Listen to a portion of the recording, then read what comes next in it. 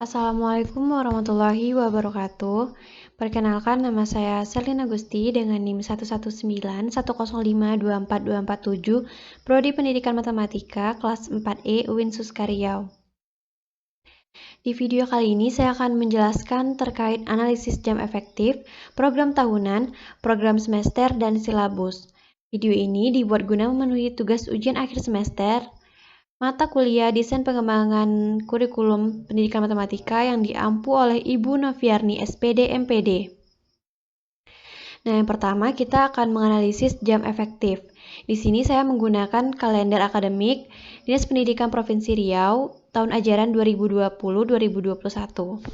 Yang saya analisis adalah kelas 7 SMP semester 2. Baiklah, di bulan Januari ini ada minggu pertama, kedua, ketiga, dan keempat. Semuanya full, tidak ada kegiatan, jadi bulan Januari ada 4 minggu efektif.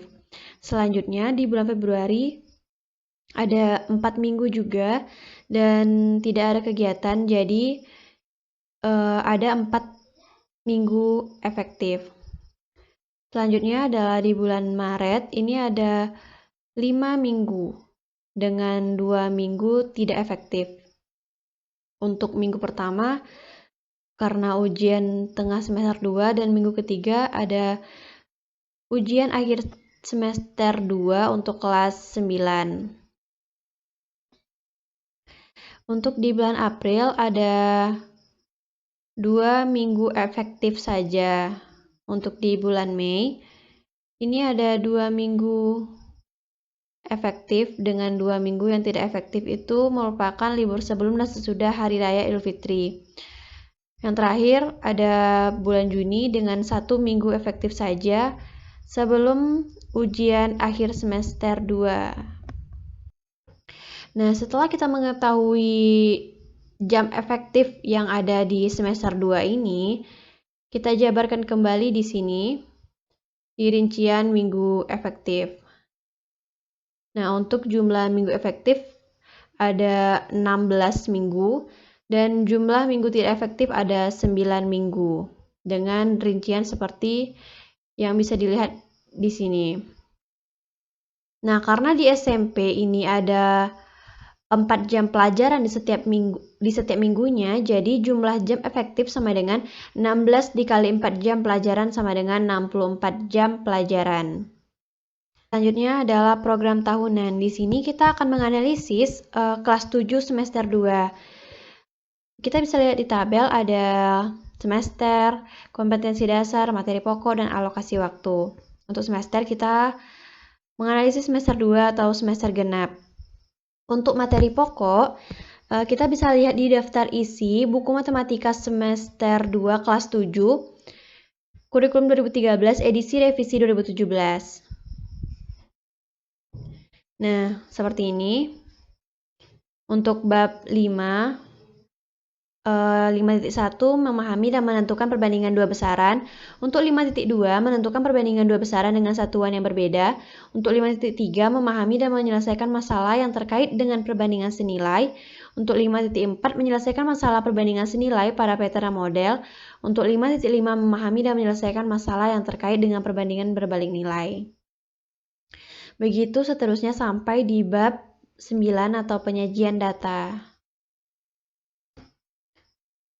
Nah, kita bisa tulis di sini atau disalin di sini bisa. Selanjutnya untuk kompetensi dasar bisa juga kita lihat di buku tadi. Nah, ini untuk bab 5 perbandingan. 3.7 menjelaskan rasio dua besaran, satuannya sama dan berbeda. 3.8 membedakan perbandingan senilai dan berbalik nilai dengan menggunakan tabel data, grafik, dan persamaan. 4.7 menyelesaikan masalah yang berkaitan dengan rasio dua besaran, satuannya sama dan berbeda. 4.8 menyelesaikan masalah yang berkaitan dengan perbandingan senilai dan berbalik nilai. Begitu juga seterusnya sampai di bab 9 nanti.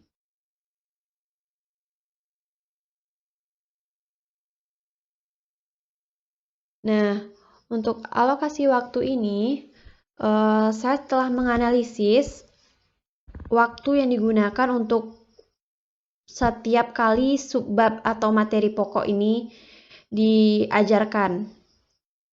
Dengan 5.1 ini alokasi waktunya 2 jam pelajaran, 5.2 2 jam pelajaran, 5.3 2 jam pelajaran, 5.4 3 jam pelajaran, 5.5 3 jam pelajaran, dan penilaian 1 jam. Untuk di bab 6, di 6.1 2 jam pelajaran, 6.2 3 jam pelajaran, 6.3 3 jam pelajaran, dan penilaian 1 jam.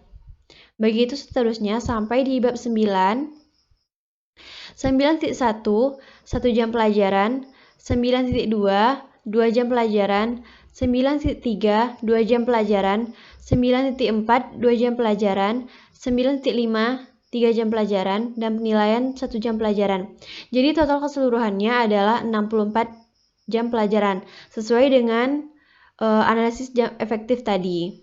Selanjutnya adalah program semester. Program semester ini berkaitan dengan analisis jam efektif dan program tahunan tadi. Jadi, untuk di bab 1 atau bab 5 dalam buku, ini perbandingan skala itu total jam pelajarannya itu ada 13 jam pelajaran. Bisa kita isi di minggu pertama itu kan ada 4 jam setiap minggu. Jadi di minggu pertama ini diisi 2 jam pelajaran, 2 jam pelajaran. Selanjutnya untuk di minggu kedua ada 2 jam pelajaran, 2 jam pelajaran pula. Di minggu ketiga ada 1 jam pelajaran. Nah, untuk 3 jam pelajaran ini bisa kita bagi 2 karena memenuhi di minggu kedua ini untuk 2 jam pelajaran saja. Jadi 1 jam pelajarannya kita pindahkan ke minggu ketiga. Nah, untuk 1.5 ada 3 jam pelajaran di sini di minggu ketiga. Begitu seterusnya. Untuk aritmatika sosial ada 9 jam pelajaran, bisa disesuaikan. Ini ada 1, 2, 3, 4. Jadi total setiap minggunya itu ada 4 jam pelajaran. Sampai di bab terakhir yaitu penyajian data. Ada 11 jam pelajaran. Nah, untuk jam yang tidak efektif, maka kita beri warna berbeda untuk membedakan apa saja kegiatan di minggu tersebut. Terakhir ada silabus. Di sini saya menganalisis materi pokok perbandingan dengan alokasi waktu 13 jam pelajaran dikali 40 menit. Yang pertama yaitu kompetensi inti yang memang sudah ketetapan dari Dinas Pendidikan sendiri. Selanjutnya, kompetensi dasar dan materi pokok ini juga sudah tertera di buku. Selanjutnya, indikator pencapaian kompetensi dasar. Ini merupakan pencapaian-pencapaian yang harus diselesaikan pada setiap materi pokok atau materi pembelajarannya. Sebagai contoh, ini ada subbab pertama yaitu perbandingan 2 besaran. Dengan indikator pencapaian, menentukan perbandingan 2 besaran dengan satuan yang sama.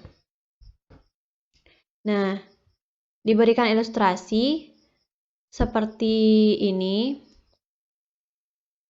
Siswa dapat menentukan perbandingan dari masalah yang diberikan ini.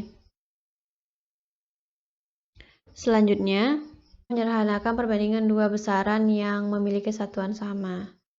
Sini ada contoh, siswa di SMP Sukamaju diminta untuk memilih membaca berita melalui media online atau media cetak. Dari 150 siswa, 100 siswa memilih media online dan 50 siswa memilih media cetak. Bagaimana cara kalian membandingkan pilihan siswa membaca melalui online atau media cetak?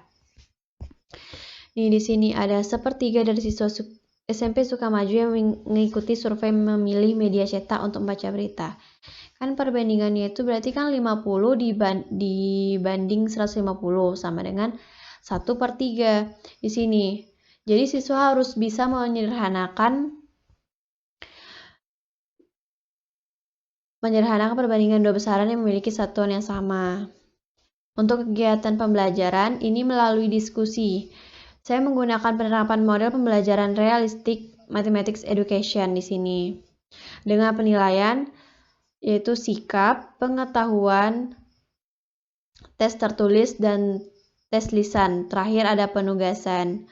Untuk alokasi waktu di subbab ini ada 2 dikali 40 menit. Dengan sumber belajar yaitu pertama buku Kemendikbud Matematika kelas 7 SMP kurikulum 2013 revisi 2017. Yang kedua adalah buku pengayaan yang berkaitan dengan perbandingan. Yang ketiga ada media PowerPoint atau PPT. Begitu seterusnya sampai di submateri yang kelima atau terakhir.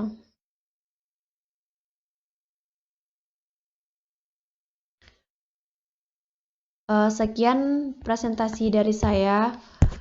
Apabila ada salah kata, saya mohon maaf. Saya sudahi dengan Assalamualaikum warahmatullahi wabarakatuh.